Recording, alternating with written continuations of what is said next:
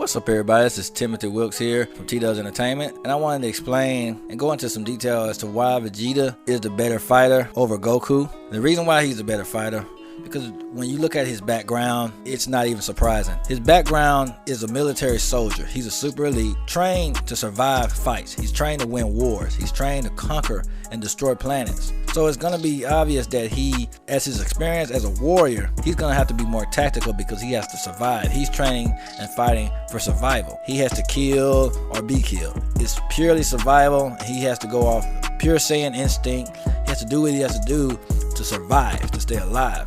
And whatever it takes, even if it means breaking a leg, even if it means taking out a foot, taking out a limb, doing what he has to do. So he has to be more tactical. Even if he's approaching an opponent that's stronger than him, he has to find other ways of winning. It's not the same as with Goku, because Goku trained to be a martial artist. He trained only to test his own limitations, to shatter his limits, to be a better martial artist, to win in a fair fight, to overpower his opponent in a fair fight.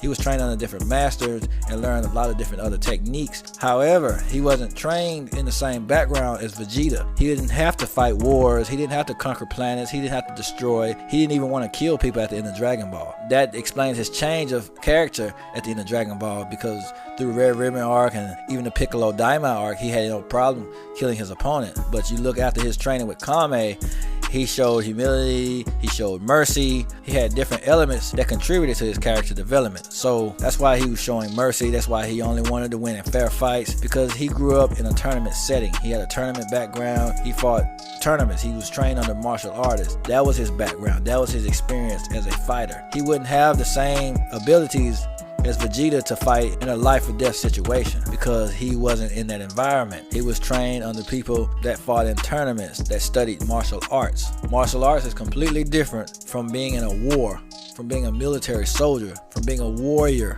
Warriors are trained to fight and win by any means necessary. Martial artists are trained to fight and overcome your opponent in a fair fight. They're not necessarily trained to kill. They can kill if given the opportunity or if they're forced to, but that's a last resort. See, Goku didn't even want to kill Cell until he realized that Cell had no redeeming qualities. He even tried to save Frieza. They came from two totally different backgrounds. Vegeta didn't mind killing his opponent, and he took pride killing an opponent that was weaker than him. Goku, he just wanted you to get stronger. He just wanted you to increase your strength so he can beat you in a fair fight. Fighting an opponent that was his equal or close to his equal gave him a rush.